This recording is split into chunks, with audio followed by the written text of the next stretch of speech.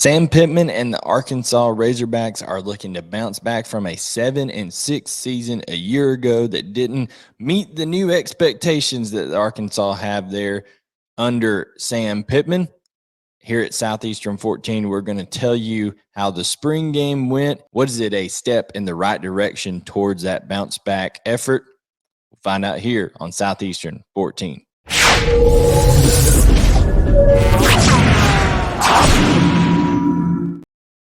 Hello, everyone. I'm Blayne Gilmer. Welcome to Southeastern 14, where we cover all things SEC, football, baseball, basketball. Chris Lee, Blake Lovell, they do a great job with basketball and baseball. They're also going to join me for football coverage here as the year goes on. But whether it's off season in the summer or in the fall, we've got you covered here on Southeastern 14 when it comes to SEC football. So make sure to subscribe, like, turn on notifications. Also rate, review on the podcast side of things, Apple Podcasts, Google Podcasts, Spotify, wherever you listen to things. Now, without further ado, we're going to talk about Sam Pittman and the Arkansas Razorbacks here as they just wrapped up spring practice. And it was more so about, okay, trying to figure out a little bit of newness over there. Got Dan Enos coming in, changing the system a little bit. I think one of the first plays you saw in this game, KJ Jefferson was under center, and the commentators, talked about how they don't think he's been under center his entire career there at Arkansas much. So been a little bit of a transition going into the pro style type of offense. Now on the day, KJ Jefferson completed just 50% of his passes. I've said on previous videos here on the channel that KJ Jefferson needs to be a little bit more consistent when it comes to the passing game for Arkansas. And I had comments, what are you talking about? KJ Jefferson 68% last year, this and that. And I don't think what people realize is how those numbers can be skewed at times because there are opportunities at times for KJ Jefferson to just absolutely make those numbers really skyrocket. You look at last year in his game log against South Carolina, 85%. South Carolina was very, very bad defensively early on in the year last year. You look at Brigham Young, 72%. You look against Ole Miss, 77%. Missouri, 74%. That was the only loss that Arkansas had where KJ Jefferson was extremely proficient passing the football. All the other losses that they had last year, below 65%, in the lower 60s, and against Alabama, 54%. So I'm not saying that you have to be overly concerned about the performance in a spring game because you got to take it with a grain of salt. They're trying to protect guys and make sure they give clean looks and all this kind of stuff. And hey, the defense has got to compete as well, which we'll get to that in just a minute. But KJ Jefferson, I still think needs to, whether it's just adjusting to Dan Enos' offense, but he needs to be better for Arkansas to get to where they need to go. In terms of the other elements of the offense, had some receivers that kind of stood out, made some plays there. Sam Mbake from a recruit from the state of Georgia. He's a sophomore now there for Arkansas. He had a big what would have been a touchdown grab, but was negated by a quote unquote sack in late in the game because those are subjective in this one. So Sam Mbake is a big body guy who just strong hands, able to catch the ball in traffic. So I think that's going to be someone to watch out for. Isaac Tesla, he's a chain mover. He's a guy who he looks like he can just run some of those option routes, get to the chains on the sideline, do different things. He's going to be reliable.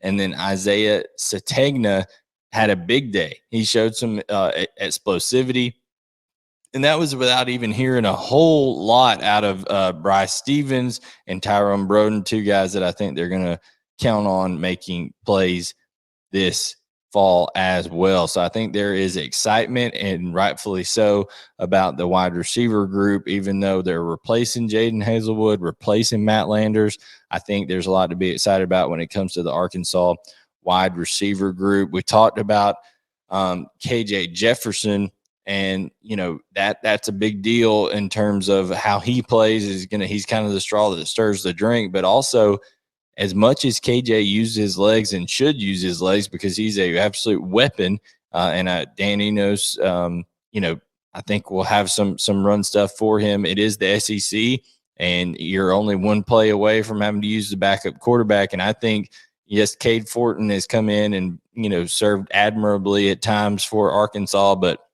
I think the addition of Jacoby Criswell is tremendous for them, and it really gives them a guy who can play a similar style to KJ Jefferson. They don't have to change their offense quite as much when he comes in. So I think that is going to be a big addition for Arkansas, just from we kind of have a plan B if something goes wrong type style here that they feel pretty confident in.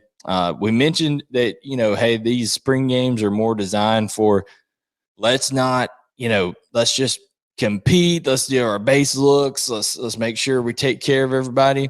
There were a couple of times where the defenders kind of dove at the knees of Rocket Sanders, and I would be going furious, just irate, if I was Sam Pittman, if I was Dan Enos, if I was anybody on that staff, because if there is one guy you cannot afford to lose, it is Rocket Sanders, and especially in your own spring game. Stay off the dude's legs, defense, okay? Just go up to him, and I don't care if you just do like they did in Lane Kiffin's spring game. Just give him an old, one-hand touch, so to speak, is basically what they were doing over there.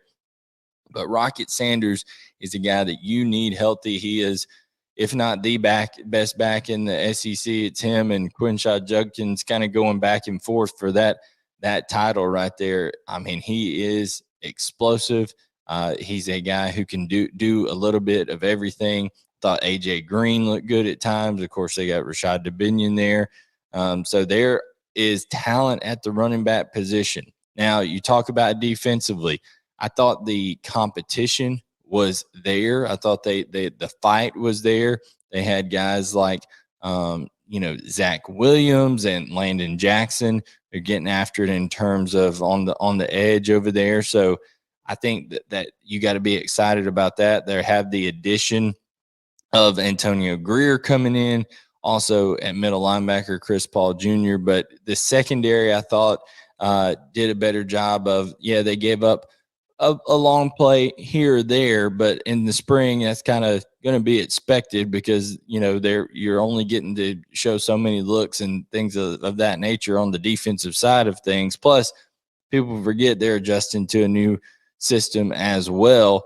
But I think that the secondary was the biggest place where Arkansas needed to grow in the spring defensively, and I thought they showed the ability to do so. They didn't have Al Walcott this spring, who was out because of injury, so we'll see how he gets back. They have Dwight McGlothern on one side, who is kind of a lockdown corner, and he's a guy who I think is going to be successful for them. But they were just absolutely torched last year through the secondary at times. Can they compete better? I thought they did in the spring. Listen, Arkansas is a team that I think, with the addition of Josh Braun, a transfer from Florida at right tackle, they've got a lot of experience coming back on that offensive line. Brady Latham, Bo Limmer, Tykeus Crawford, and then Devin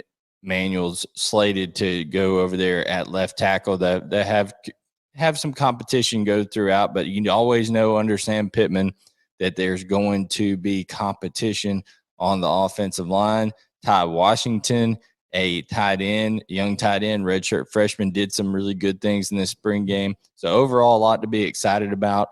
Leave your comments here below. We want to hear what you think about Arkansas spring game. Don't be too hard on me, Arkansas fans, on calling out KJ, because I know that a lot of people like to look at statistics, but go back and look at some of the games that Arkansas has lost. He has not been as accurate in those games. I think if KJ settles into this system and, is able to create that good rapport with these new receivers, some of them that are stepping into bigger roles over the summer, I think Arkansas is going to be fine. The schedule is it's still ridiculously hard because it's in the SEC West. It's going to be hard every year, but the schedule is not as hard as it's been the last couple of years.